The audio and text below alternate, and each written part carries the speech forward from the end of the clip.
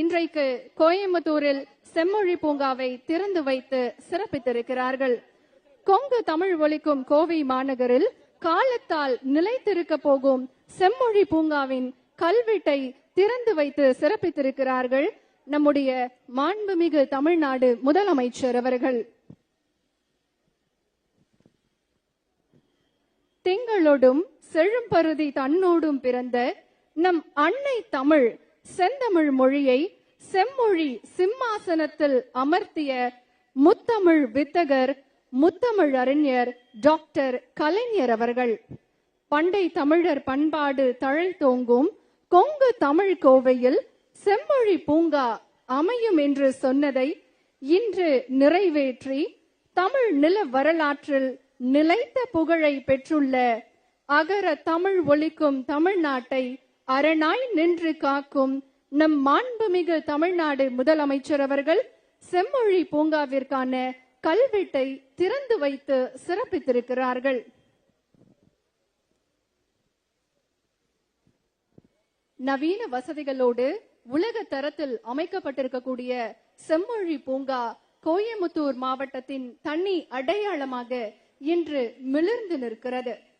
45 ஏக்கரில் 208.50 கோடி ரூபாய் மதிப்பில் தாவரவியல் பூங்கா, 23 வகையான தோட்டங்கள், செம்மொழி வனம், கடை 7 வள்ளல்களின் சிலைகள், ஜெர்மன் தொழில்நுட்பத்தில் மழைநீர் சேகரிப்பு என செம்மொழி பூங்காவின் சதுக்கத்தை திறந்து வைத்து பொதுமக்களுக்கு அர்ப்பணிக்குமாறு மாண்புமிகு தமிழ்நாடு முதலமைச்சர் அவர்களை பணிவன்புடன் கேட்டுக்கொள்கின்றோம்.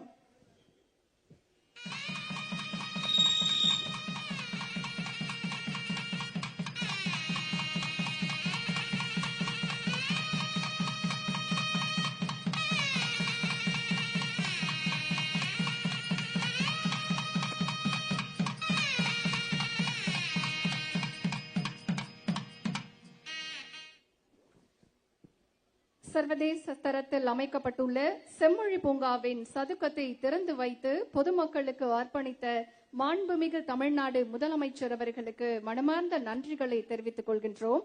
மொழிகளில் மூத்த மொழி தாய் தமிழ் மொழியே, சொற்களில் இனிய சொற்கள் இன்தமிழ் சொற்களே, செருவில் உயர்ந்து நிற்பது செந்தமிழே என்பதை உலகிற்கு உரைத்து சொன்னது அன்னை தமிழுக்கு கிடைத்த செம்மொழி அங்கீகாரம்.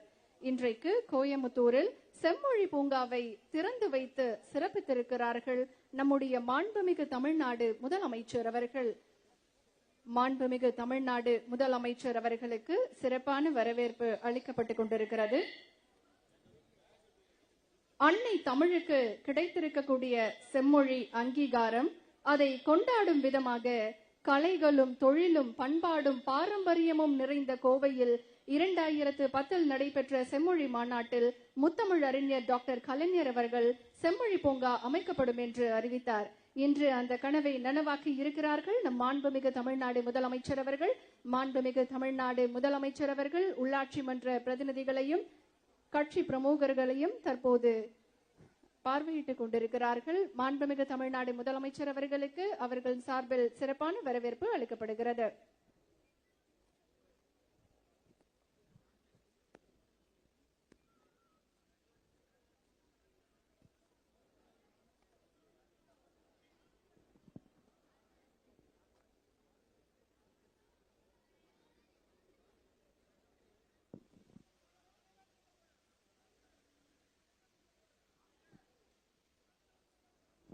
கோயம்புத்தூருக்கு வருகை தந்திருக்கக்கூடிய நம்முடைய மாண்புமிகு தமிழ்நாடு முதலமைச்சர் அவர்களுக்கு செம்மொழி பூங்கா வளாகத்தில் உள்ளாட்சி பிரதிநிதிகள் மற்றும் பொதுமக்களின் சார்பாக சிறப்பான வரவேற்பு அளிக்கப்பட்டு வருகிறது.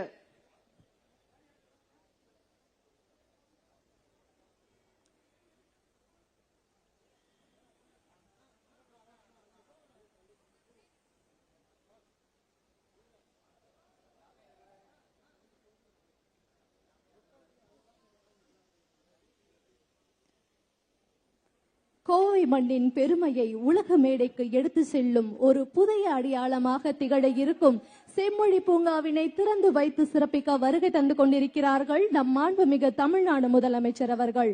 தமிழர் வரலாற்றுக்கும் நம் தலைமுறைகளின் எதிர்காலத்திற்கும் திராவிட மாடல் அரசின் ஒரு பொன்னான பரிசு இப்பெருமை மிகு செம்மொழி பூங்கா.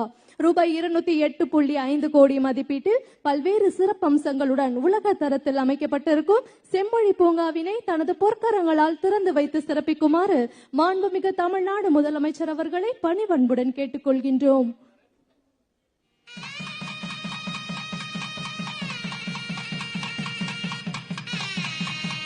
கோவை மக்கள் குடும்பங்களாக வருகை தந்து அன்பும் அறிவும் பரிமாறிக் கொள்ளும் இடமாக அமைக்கப்பட்டிருக்கும் செம்மொழி பூங்காவினை தனது பொற்கரங்களால் திறந்து வைத்து மக்கள் பயன்பாட்டிற்கு அர்ப்பணித்துள்ளார்கள் நம்முடைய மாண்புமிகு தமிழ்நாடு முதலமைச்சர் அவர்கள். அடுத்ததாக தமிழர் கொடை சிற்ப வனத்தினை திறந்து வைத்து சிறப்பிக்க இருக்கிறார்கள் மாண்புமிகு முதலமைச்சர் அவர்கள்.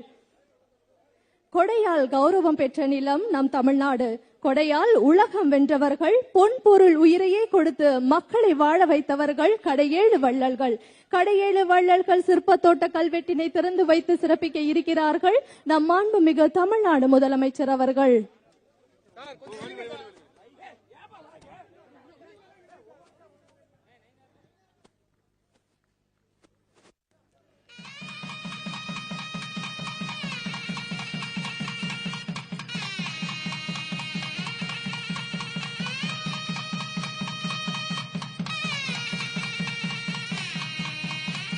கடையேழு வள்ளல்களை கௌரவிக்கும் விதமாகவும் அவர்களின் வரலாற்றை அடுத்த தலைமுறையினருக்கு நினைவூட்டும் வகையிலும் கடையேழு வள்ளல்களின் சிலைகள் செம்மொழி பூங்காவில் அமைக்கப்பட்டிருக்கின்றது. கொடை மற்றும் கருணைக்கு பெயர் பெற்றவர், குளிரால் நடுங்கும் மயிலுக்கு தன் போர்வையை அளித்த போகன் அவர்களின் சிலை வழிமறித்த முல்லை கொடிக்கு பறவை இடமில்லாததால் தனது தேரையே அதற்கு ஈர்த்த வள்ளல் வேள்பாரி, தன் குதிரையையும் செல்வங்களையும் வாரி வழங்கியவர், உலகத்தார் வியக்கும் வகையில் கொடைகளை வழங்கிய சிறப்புமிக்க மலையான் திருமுடிக்காரி, பாண்டிய நாட்டில் பொதியமலை அருகில் உள்ள ஆயக்குடியை தலைநகராக கொண்டு ஆட்சி செய்த குறுநில மல்லர், சிறந்த வள்ளலான ஆய் ஆண்டிரியன், உண்டாரை நெடுங்காலம் வாழ வைக்கும் வள்ளல் அதியமான் நெடுமான் அஞ்சி, தன்னை நாடி வரும் இரவலர்களுக்கு அவர்கள் மீண்டும் வறுமையால் வாடாதவாறும் மீண்டும் பிறரிடம் சென்று யாசிக்காதவாறும் நிரம்ப செல்வங்களை அள்ளி கொடுத்த வள்ளலான கண்டீர கோப்பெரு நள்ளி, புலவர்களுக்கும் கலைஞர்களுக்கும் யாழ் இசைக்கும் பாணர்களுக்கும் தனது நாட்டை கூட ஈந்ததால் கொடையாளியாக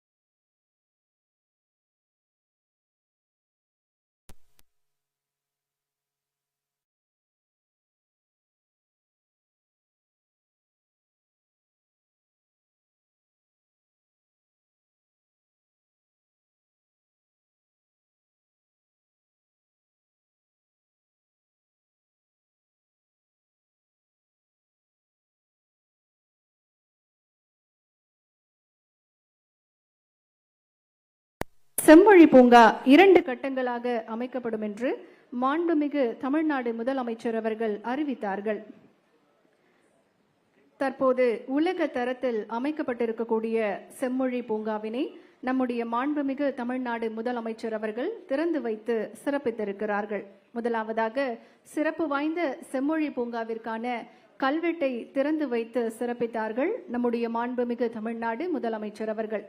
அடுத்தபடியாக செம்மொழி பூங்காவிற்கான சதுக்கத்தை திறந்து வைத்து செம்மொழி பூங்காவை பொதுமக்கள் பயன்பாட்டிற்கு அர்ப்பணித்தார்கள் நம் மாண்புமிகு தமிழ்நாடு முதலமைச்சர் அவர்கள். தற்போது செம்மொழி பூங்காவை மாண்புமிகு தமிழ்நாடு முதலமைச்சர் அவர்கள் பார்வையிட்டுக் கொண்டிருக்கிறார்கள். 22/11/2021 அன்று கோயம்புத்தூர் வஉசி மைதானத்தில் நடைபெற்ற அரசு விழாவில் காந்திபுரத்தில் பொதுமக்கள் பயன்படுத்தக்கூடிய நடைபாதை போன்ற அனைத்து வசதிகளும், கூட்ட அரங்கு, வெள்ளை அரங்கு போன்ற கட்டமைப்புகளும் கொண்ட செம்மொழி பூங்கா 2 கட்டங்களாக அமைக்கப்படும் என்று மாண்புமிகு தமிழ்நாடு முதலமைச்சர் அவர்கள் அறிவித்தார்கள். இந்த அறிவிப்பினை செயல்படுத்திடும் வகையில் மாண்புமிகு தமிழ்நாடு முதலமைச்சர் அவர்கள் கடந்த 18/12/2023 அன்று செம்மொழி பூங்கா அமைக்கக்கூடிய பணிக்கு அடிக்கல் நாட்டி பணிகளை தொடங்கி வைத்தார்கள். அதனைத் தொடர்ந்து கோயம்புத்தூர் மாநகராட்சி காந்திபுரம் மத்திய சிறைச்சாலை வளாக பகுதியில் 165 ஏக்கர் நிலப்பரப்பில் அமைக்கவும், தற்போது முதல் கட்டமாக 45 ஏக்கர் நிலப்பரப்பில் உலக தரத்திலான பூங்கா அமைப்பதற்கு 208.50 கோடி ரூபாய் நிர்வாக அனுமதி வழங்கப்பட்டது. அதன்படி செம்மொழி பூங்காவில் தாவரவியல் பூங்கா, சூரிய தகடு, சிற்பங்கள், பேட்டரியில் இயங்கும் வாகனங்கள், உக்கடம் கழிவுநீர் சுத்திகரிப்பு மையத்திலிருந்து சுத்திகரிக்கப்பட்ட நீரை குழாய் மூலம் செம்மொழி பூங்காவிற்கு எடுத்து வருதல், பூங்கா வளாகத்தில் தரைத்தள வாகன நிறுத்த